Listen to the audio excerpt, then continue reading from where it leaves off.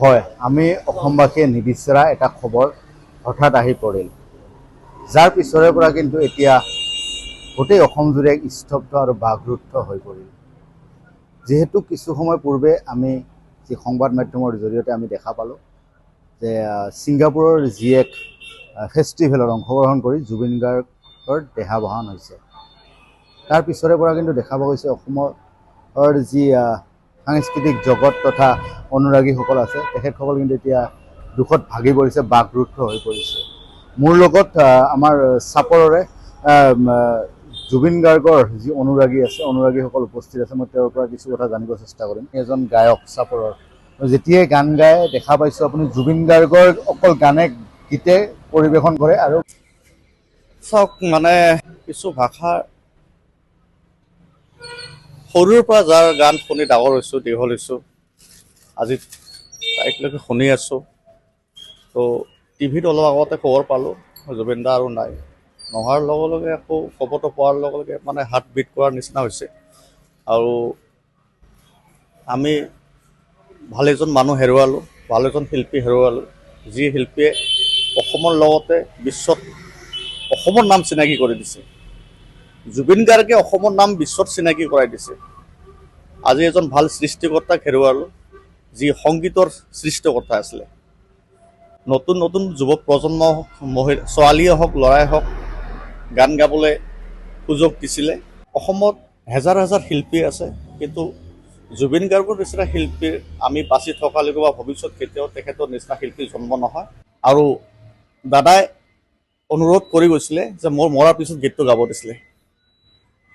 প্ৰতি শৰতৰ প্ৰভাতী ফুলে ক'ব তোমাকে মোৰ কথা, প্ৰতি মেঘালী নিশা জোনে ক'ব তোমাকে মোৰ ব্যথা, ধুমুহাৰ সতে মোৰ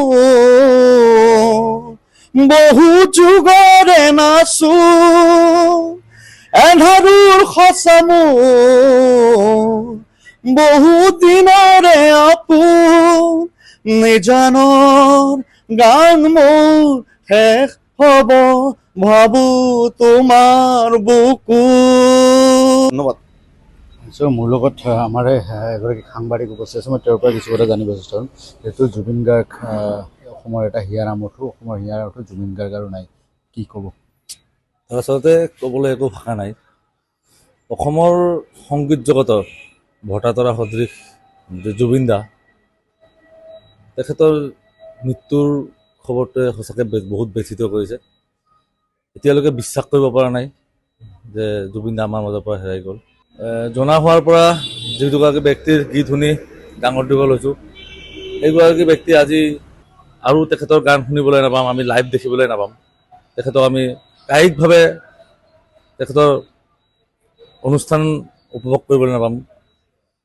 কথাটো ভাবিয়ে কিবা বুকুখন হেঁচা মাৰি ধৰিছে সঁচাকৈয়ে। অসমত এনেকুৱা কোনো মানুহ নোলাব যোনে জুবিন গাৰ্গৰ গান আজিলৈকে শুনা নাই। অসমত আৰু কোনো এগৰাকী এনেকুৱা ব্যক্তি মোৰ বোধেৰে নোলাব যিয়ে তেখেতৰ অভাৱ পূৰণ কৰিব পাৰিব। ক'বলৈ একো ভাষা নাই। তেখেত অদ্বিতীয় হৈয়ে থাকিব।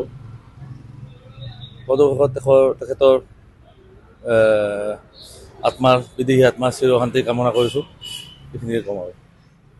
হয়, নিশ্চয়কৈ এক মৰ্মান্তিক খবৰ এতিয়া দেশ ৰাজ্যজুৰি এতিয়া যি এক মৰ্মবেদনা হৈ পৰিছে। কাৰণ যিহেতু হিয়াৰ আমঠু জুবিন গাৰ্গ আৰু নাই, জুবিন গাৰ্গৰ দেহাৱসান হৈছে। তাৰ পিছৰে পৰা কিন্তু এতিয়া দেখা পোৱা গৈছে গোটেই অসমজুৰি এক বাকৰুদ্ধ হৈ পৰিছে।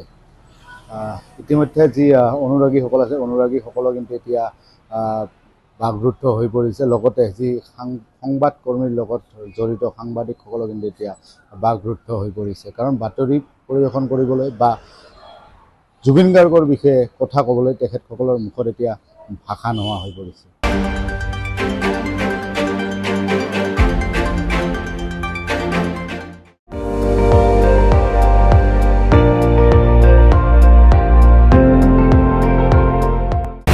আপুনি চাই আছে ND24, সৰ্বশ্ৰেষ্ঠ নহয় সৰ্বোত্তমৰ দৌৰা।